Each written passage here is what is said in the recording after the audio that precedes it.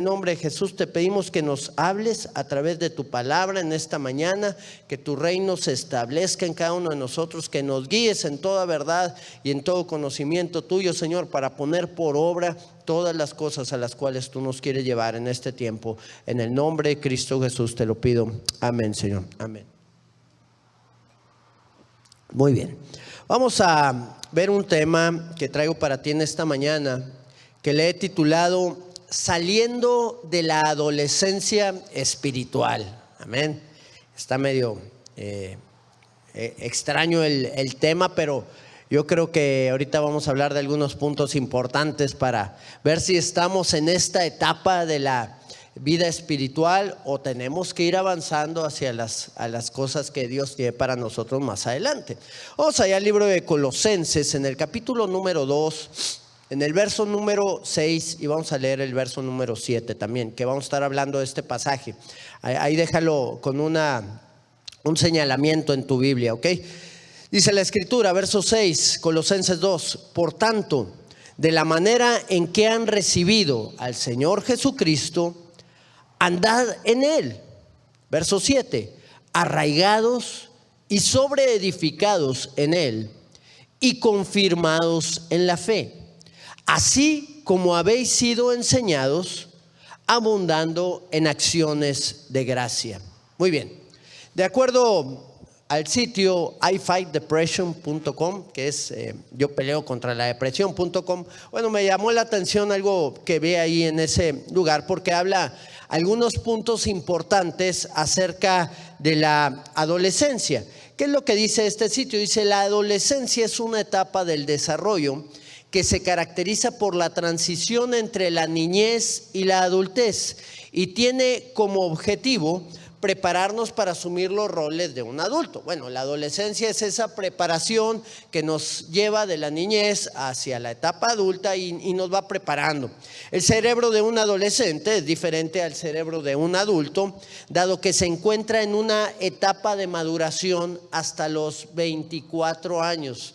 Yo me acuerdo que decía un amigo cuando le reclamaba a su mamá que hacía cosas que no convenían, decía: pues es que mi cerebro es diferente, ¿verdad? Y bueno, tenía razón. ¿Por qué? Porque en la adolescencia hay cambios hormonales, hay cambios neurológicos también que estamos teniendo, cosas que estamos conociendo, cosas que estamos recibiendo nuevas.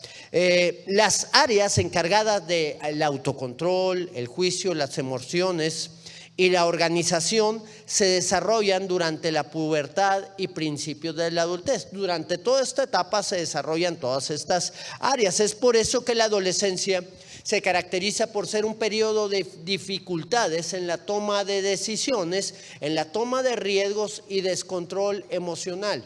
Muchos creen que la adolescencia es nada más de los 12 a los 15 años que están en la secundaria. No, la adolescencia llega a cubrir una etapa más alta, como veíamos aquí, hasta los 24, 25 años, y en otros casos supera un poquito los 30, 40 y quién sabe si un poquito más allá, ¿verdad? Porque nunca avanzamos en la forma de pensar o en la forma de hacer las cosas.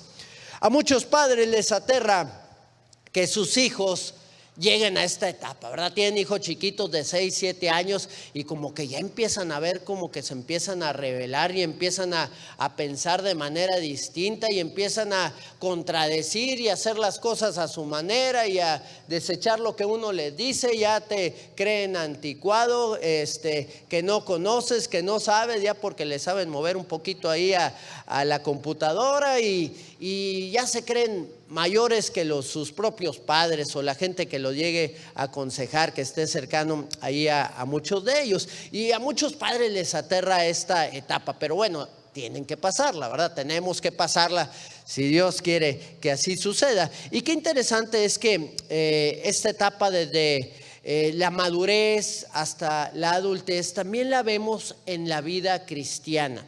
También la vemos en la vida espiritual, porque tú sabes que la Biblia habla de los niños, ¿verdad? De los que son niños en el Evangelio, que apenas se están conociendo y apenas se están desarrollando. Y habíamos visto hace poco ahí en Hebreos 6:1 también, cómo los niños pues desarrollan tienen que conocer los principios, las doctrinas en las cuales pues caminamos nosotros, ¿verdad? Porque muchas veces venimos y nos sentamos, pero ¿en qué creemos? Pues no sabemos ni en qué creemos. Bueno, tenemos que conocer para poder llegar a la otra etapa, que es la adolescencia. En la adolescencia espiritual, déjame decirte que tú empiezas a prepararte para la madurez espiritual. La Biblia no habla de una adolescencia espiritual, pero definitivamente llega a suceder, porque es la transición de la niñez a la adultez. ¿De qué manera? En la manera en la cual ya conocemos las cosas, pero tenemos que irlas ahora aplicando a nuestra vida.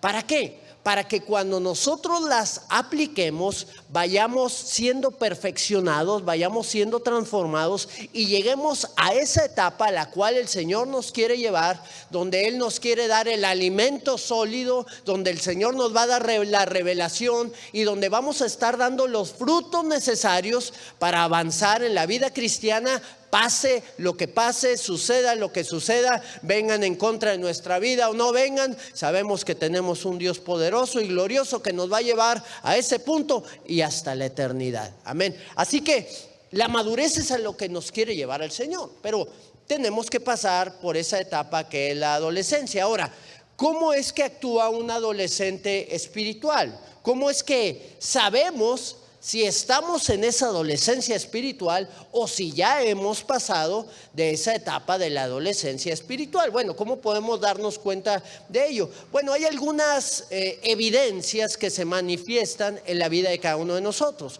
Por ejemplo, nosotros estamos en esa adolescencia espiritual, si ya conocemos las bases de la doctrina del Señor, pero estamos desmotivados. ¿Cuántas veces estamos ahí caminando en las cosas de Dios, pero desmotivados, sin un anhelo en nuestra vida por cosas más adelante que puedan llegar a suceder? No tenemos un objetivo, no tenemos algo que queramos llegar a hacer en el futuro, sino que bueno, pues tengo que ir a la iglesia, pues ahí voy, ¿verdad? O bueno, tengo que hacer esto o aquello, pues lo hago, pero sin una motivación ni sin una pasión. Bueno, si no tenemos esos objetivos bien plantados, es que estamos en una adolescencia espiritual. Si tu carácter no ha cambiado en años, pues quiere decir, y digo para bien, ¿verdad? Porque pues para mal, pues obviamente muchas veces venimos dejando cosas del pasado, pero si tu carácter no ha cambiado para bien, entonces es que permaneces en esa adolescencia espiritual.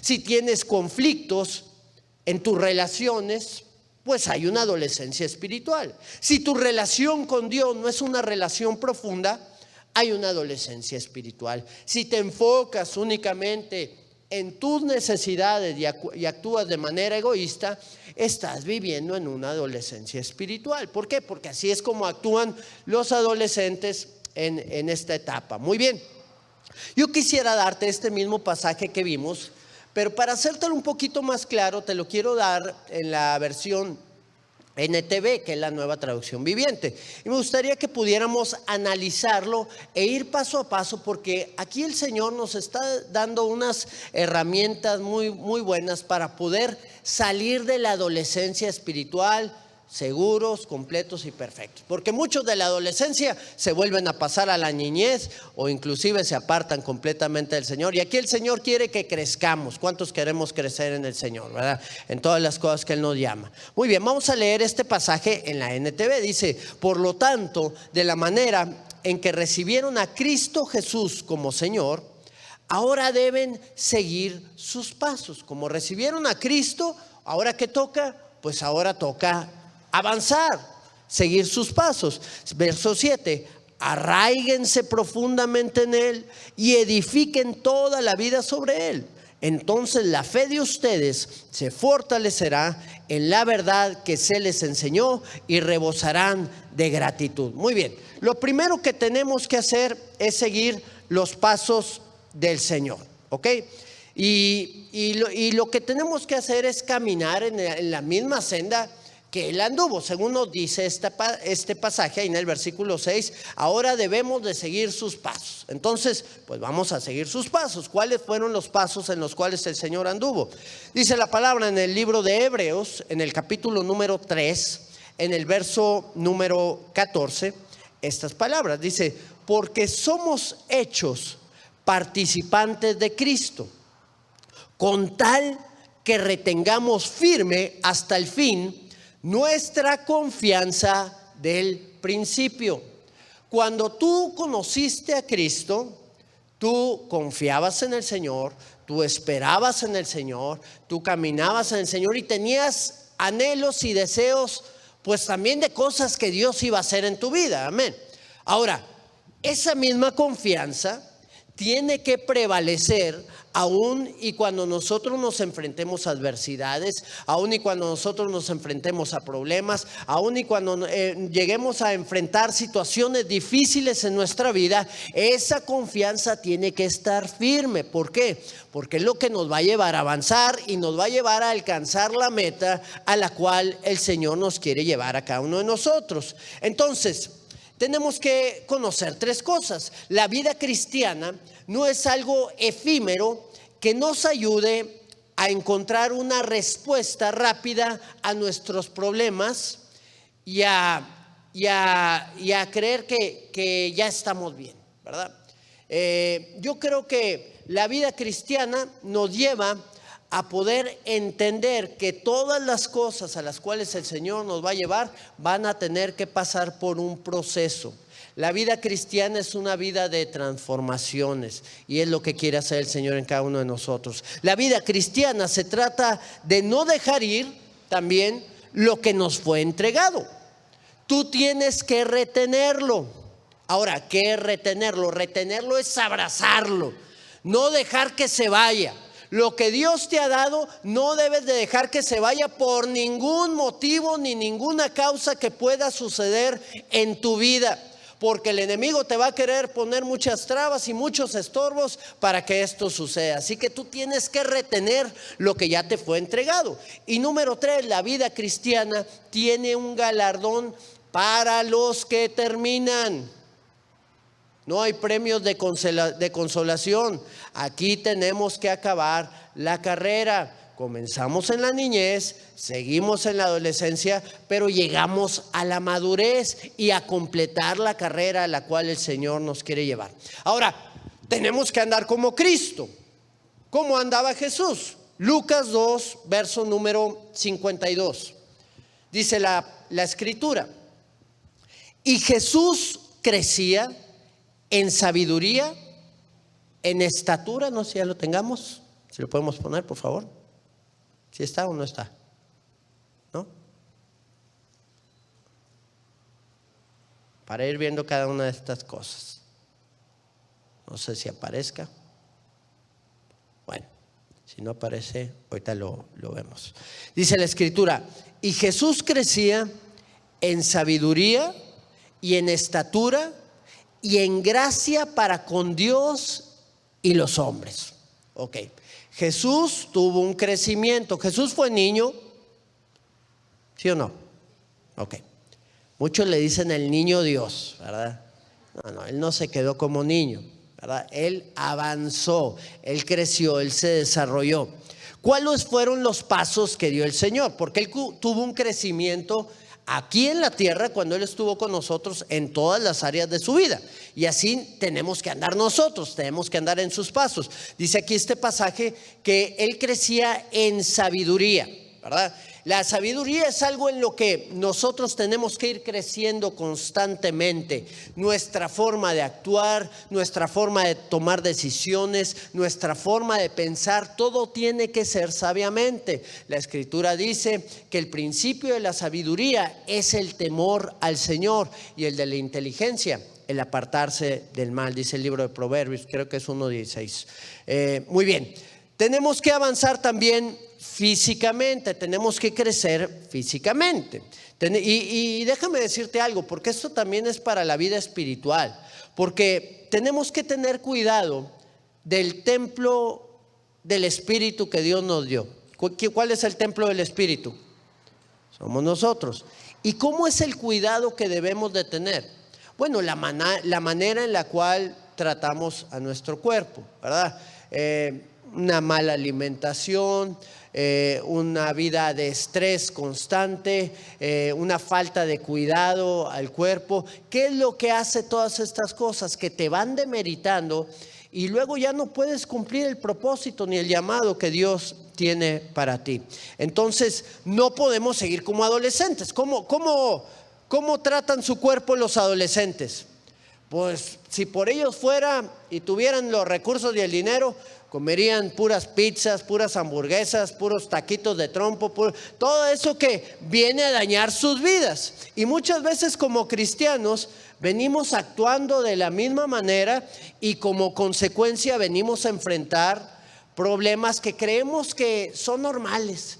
Creemos que la hipertensión es normal, creemos que la diabetes es normal, creemos que el sobrepeso es normal. No son normales, son cosas que vienen por sembrar incorrectamente en nuestro físico. Jesús crecía también físicamente y estaba sano en toda su manera de andar.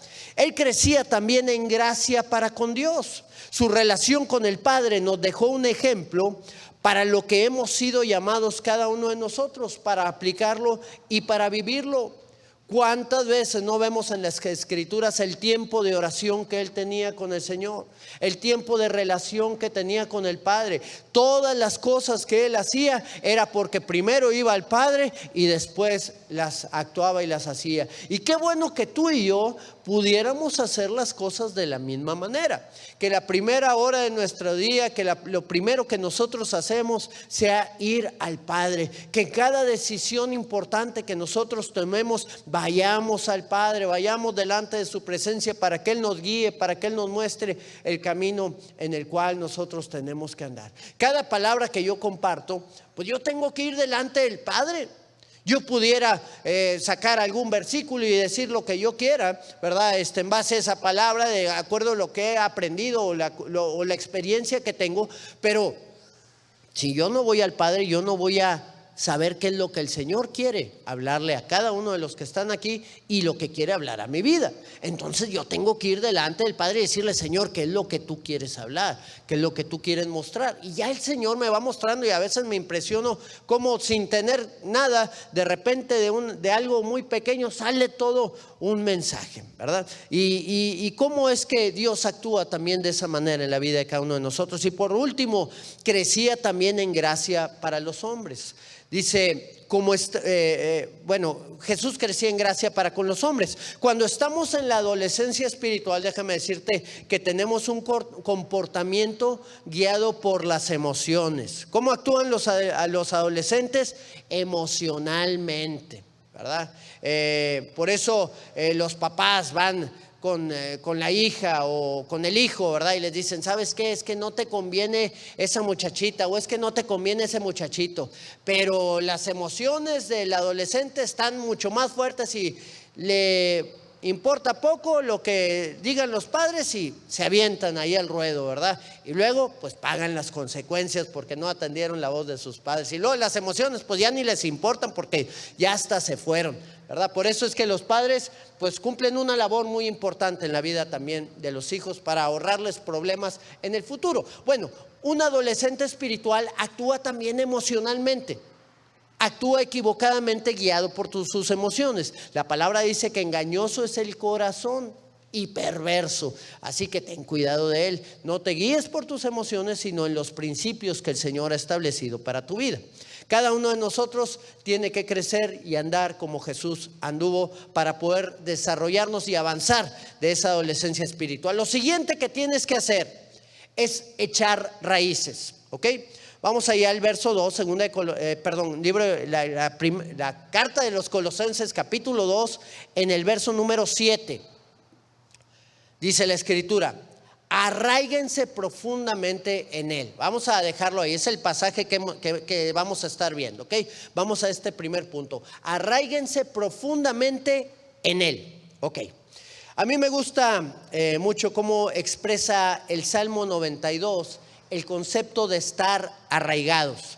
Dice la palabra en el Salmo 92, en el verso 13: plantados en la casa de Dios, en los atrios de nuestro Dios, florecerán. Qué interesante que el Señor nos planta ahí en su casa ¿Para qué? Para que podamos florecer, para que podamos dar un fruto abundante, que es lo que el Señor anhela en la vida de cada uno de nosotros. Conozco a mucha gente que no le ve importancia al congregarse. Por ejemplo, yo recuerdo que en alguna ocasión invitaba ahí a unos compañeros de la escuela a un estudio de célula, ya que me había convertido. Y se animaron a ir y fueron y escucharon y todo. Ya cuando acabaron dijeron, bueno, pues mira, Dios está en todas partes, ¿verdad? No necesitas ir a una iglesia o no necesitas estar en un lugar para que realmente Dios esté contigo. La pregunta es, ¿Dios está en todas partes? ¿Sí o no? Sí, Dios está en todas partes, hermanos. Entonces, ¿tenemos que congregarnos o no tenemos que congregarnos? Definitivamente tenemos que congregarnos. ¿Por qué? Porque ahí es donde el Señor nos va a plantar para dar un fruto. Si nosotros no tenemos un lugar donde congregarnos, no vamos a poder ser instruidos, no vamos a poder ser corregidos, no vamos a poder ser exhortados, no vamos a poder ser animados, no vamos a poder ser ayudados en el momento en que tengamos algún tipo de necesidad. Y pues todo eso hace que seamos como llaneros solitarios que quieren hacer las cosas por sí solos, y definitivamente no vamos a poder lograr estos objetivos. En lo que a mí me platicaba en una ocasión una misionera, Brenda Ávila, se acaba de casar, por cierto, el sábado, ¿verdad? Dios le dio ahí a una persona en un ministerio donde ella estaba sirviendo allá en España, y ya se casaron el sábado. Pero ella me platicaba hace algunos años que la llevamos ahí, mi familia y yo, mi esposa y yo, a Monclova, cuando estábamos compartiendo, íbamos en el camino, y ahí nos iba platicando de algunas cosas que le sucedían allá en Rusia. Dice que los fríos pues son muy fuertes. Como ustedes saben, pues hay fríos de 25 grados bajo cero en los tiempos de invierno, en febrero. En estas fechas que nosotros tuvimos menos 5 grados, allá hay menos 25 o más. Y en Siberia, que es el lugar más frío del mundo, está a 40 y hasta 50 grados bajo cero. Y qué interesante es que en esos lugares, dice, de repente la gente va caminando, se empieza a enfriar, y si está muy lejos el lugar a donde van, pueden hasta morir congelados en el camino. Entonces la gente va caminando ahí en esos lugares y ve a la gente tirada, y ya ni la pela ni la toma en cuenta, porque dice, no, pues ya está congelado, ¿verdad? Y mejor me preocupo por llegar a mi lugar de destino. Y así es como se ven las cosas ahí en esos lugares. Y yo he visto a través de los años, de la experiencia que he tenido, poca, mucha, lo que sea, he visto que la gente que se deja de congregar, poco a poco se va enfriando. Muchas veces ni se dan cuenta, y se van enfriando cada vez más. De repente empiezan a justificar su propia vida, su propia manera de andar, y se enfrían más, de tal manera que se salen de las iglesias, se salen de las congregaciones, porque se sienten juzgados, se sienten criticados, y mejor se van a sus casas, y desgraciadamente ahí en sus casas quedan congelados, quedan hechos paleta espiritualmente. ¿Por qué? Porque se alejaron del fuego que puede traer ese ambiente diferente hacia sus vidas. Yo creo que la iglesia nos ayuda a poder tener ese fuego que viene de parte de la presencia del Señor a cada uno de nosotros. Viene a perfeccionarnos, viene a cambiarnos, viene a transformarnos. Mira, si tú te vas alejando de los caminos de Dios, el mejor lugar donde puedes estar tú es en una congregación, plantado, sin moverte. Ahí donde te conoce la gente, ahí donde conocen tus fallas, ahí donde conocen cuáles son los errores que tú tienes. ¿Por qué? Porque mucha gente trata de no ser juzgadas y se van a otros lugares donde no los conocen para empezar de nuevo, y resulta que allá vuelven a fallar en la misma situación y nunca trataron la situación que estaban viviendo. Cuando estamos en una congregación plantados, ahí el Señor nos va perfeccionando, porque déjame decirte, te voy a dar una mala noticia: todos tenemos áreas en las cuales el Señor tiene que trabajar. ¿Sí sabían eso? Por si no lo sabían, ya lo saben. Todos tenemos áreas en las cuales el Señor tiene que trabajar. Y esto es a través del proceso que utiliza el Señor en cada uno de los lugares donde Él viene a plantarnos, ¿verdad? Si estamos en un lugar y en otro, pues realmente no vamos a dar el fruto que el Señor anhela que cada uno de nosotros estemos dando. Entonces, los adolescentes espirituales están de misioneros en muchas congregaciones, ¿verdad?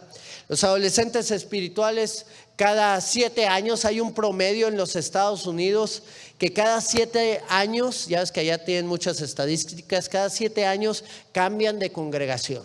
Llegan a una congregación, todo está bien, todo está en orden, gloria a Dios, porque estos no son como los otros, y a los 7 años se dan cuenta de que no es el lugar ahí, que tienen que ir a otro lugar. Y luego ahí van cambiándose y cambiándose, y nunca logran dar el fruto que el Señor anhela en sus vidas. Déjame decirte algo, no hay iglesia perfecta, y no hay congregación perfecta, no hay pastor perfecto, y no hay ovejas perfectas. Todos somos perfeccionados, todos somos transformados a través de la obra que el Señor hace en la vida de cada uno de nosotros. Bueno, vamos a la tercera cosa. Estamos hablando de cómo ir saliendo de esa adolescencia espiritual y cómo permanecer firmes en el Señor, ¿ok? Dice también el libro de Colosenses, bueno, la tercera cosa es edificar sobre Él, edificar sobre Cristo, porque eso es lo que nos llama este pasaje. Vamos ahí, según en el libro de Colosenses, capítulo 2, verso 7, dice: arráiguense profundamente en Él y edifiquen toda la vida sobre Él. Tenemos que edificar los primeros 30 años, los últimos 20, ¿cuántos? Toda la vida tenemos que edificarla en el Señor. Muy bien. Dice el libro de Efesios en el capítulo 2, en el verso 20, vamos a leer el 21 también, dice la palabra: edificados sobre el fundamento de los apóstoles y profetas, siendo la principal piedra del ángulo Jesucristo mismo, en quien todo el edificio, bien coordinado, va creciendo para ser un templo santo en el Señor. Muy bien. Una de las formas a través de las cuales vamos a salir de la adolescencia espiritual es ir edificando nuestro edificio. Nosotros somos el templo de Dios, tenemos que ir edificando ese edificio. Lo que es lo mismo, tener una manera correcta y sabia de vivir. Un adolescente espiritual puede ser que apenas va saliendo de la niñez espiritual y que va creciendo y que va desarrollándose y levantando el edificio de su vida, y está en proceso de crecimiento. Pero hay otros que por años dejaron ya de crecer y de desarrollarse, ¿ok? ¿A qué me refiero con esto? Muchas veces hay niños espirituales que están empezando a conocer del Señor, ¿ok? Es normal que seas un niño espiritual, ¿verdad? Es normal que seas una nueva criatura en Cristo Jesús. Es normal que empieces en esa adolescencia espiritual. Lo que no es normal es que te quedes años como un adolescente espiritual. ¿A cuántos les parece normal una persona de 40 años que se comporta como un adolescente? No es normal, ¿verdad? Ya debió de haber madurado, ya debió haber hecho cambios en su vida, ya debió haber actuado de una manera diferente. Bueno, de la misma manera, un adolescente espiritual tiene que estar ahí en ese lugar por un proceso corto de tiempo. ¿Para qué? Para que pueda avanzar. El libro de Efesios habla de la manera de crecer correcta que tenemos que tener, que es a través de la santidad. Por eso dice aquí este pasaje: para ser un templo santo en el Señor. La vida de santidad nos lleva a tener un crecimiento y un desarrollo en cada uno de nosotros, de tal manera que vamos a ir avanzando a medida que somos santos. Y bueno, ¿qué es una persona santa? Una persona santa es una persona apartada para Dios. Eso significa santidad, apartados para Dios, que caminamos en santidad. Entonces, todo lo que tú haces es para la gloria y honra del Señor. Y cuando nosotros estamos caminando en santidad, déjame déjame decirte que es imposible que tú puedas tener una madurez casi inmediata en tu vida. ¿Qué es caminar en santidad? Caminar en santidad es dejar todas las cosas de la carne que nos estorban, todos nuestros deseos, nuestros anhelos, nuestras acciones que van en contra de la vida del Espíritu.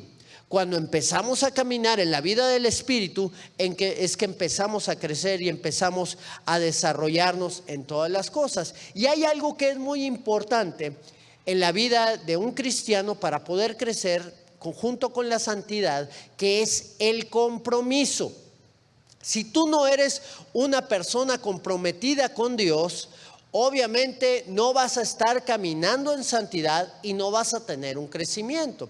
Hay mucha gente que se sienta en las sillas de la congregación, pero no están dispuestos a hacer nada para el Señor. No están dispuestos a caminar en la voluntad que el Señor les está llamando. No están dispuestos a hacer lo que el Señor les pide. Y eso implica una falta de compromiso en nuestras vidas. Voy a la iglesia cuando tenga ganas. Voy a la iglesia cuando quiera. Nos manejamos más por emociones, pero el compromiso lo hacemos a un lado. Y si no nos comprometemos con el Señor con cosas tan sencillas y tan pequeñas, menos nos vamos a comprometer cuando nos pida las grandes el Señor, cuando nos pueda pedir aún nuestra propia vida para entregársela a Él literalmente, ¿verdad?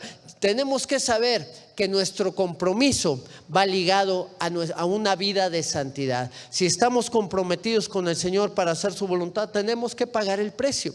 En el tiempo en que yo estuve haciendo deporte, ¿verdad? Estuve boxeando profesionalmente, yo tenía un compromiso. ¿Con quién? Pues conmigo mismo. ¿Para qué? Primeramente, para que no me volara la cabeza de un golpe, y segundo, porque yo quería ganar. Entonces yo tenía que comprometerme. ¿De qué manera? Que yo dejé de salir con mis amistades durante los tiempos en los cuales yo estaba en preparación. Yo me empecé a dormir, me tenía que dormir temprano, tenía que alimentarme de cierta manera para mantener un peso que era muy difícil de mantener. Tenía que correr todos los días, tenía que hacer ejercicio todos los días, tenía que hacer mis entrenamientos. ¿Por qué? Porque estaba comprometido con el objetivo que quería lograr. Y así es la vida cristiana también. Tenemos que estar comprometidos con el Señor para que Él obre en la vida de cada uno y para poder ser transformados a la manera en la cual Él quiere transformarnos a cada uno de nosotros. Y bueno, vamos a la cuarta cosa que necesitamos para tener un crecimiento, que son las consecuencias. ¿Cuáles son las consecuencias que vienen a través de la madurez o el crecimiento que podemos tener en el Señor? Bueno, la primera cosa que va a venir, si tú te comprometes con el Señor, si tú quieres caminar en una vida de santidad, si tú quieres hacer la voluntad del Señor en todo tiempo, tú vas a tener fortaleza. Un adolescente no está tan fuerte como un joven, ¿verdad? No es lo mismo Mike Tyson a los 12 años que Mike Tyson a los 19, que quedó campeón del mundo. O sea, se desarrolló más conforme iba avanzando, conforme se iba comprometiendo con su actividad. Y bueno, cuando tú y yo nos fortalecemos, cuando tú y yo crecemos en el Señor, nos vamos a fortalecer también. Vamos al libro de Colosenses, que estamos leyendo, capítulo 2, en el verso 7, dice la palabra: arraíguense profundamente en Él y edifiquen toda la vida sobre Él. Entonces la fe de ustedes se fortalecerá en la verdad que Él les enseñó. O sea, viene una consecuencia. Entonces, la palabra entonces marca una consecuencia de estar arraigados y edificando nuestra vida en el Señor. Nos vamos a fortalecer en la verdad que nos enseñó, que nos fue enseñada de parte de Dios. Ya tenemos una verdad que nos fue dada, solo tenemos que seguirla y vamos a crecer. O lo que es lo mismo, nos vamos a desarrollar. Yo tenía un trauma de niño. Mi trauma era que cuando jugaba fútbol, ahí que se hacían las retas con los amigos y todo, que jugábamos en un campo, yo no tenía la fuerza para pegarle de larga distancia a la pelota. Y yo veía que todos le pegaban y se iba la pelota bien fuerte y entraba zumbando en la portería por arriba y, no hombre, todos mis tiros eran rasos, ¿verdad? No porque los quisiera hacer así, sino porque no podía levantar la pelota. ¿Por qué? Porque yo estaba pues bien chiquito. Yo me estiré hasta los 17, 18 años. Empecé a crecer cuando ya estaba saliendo de la preparatoria.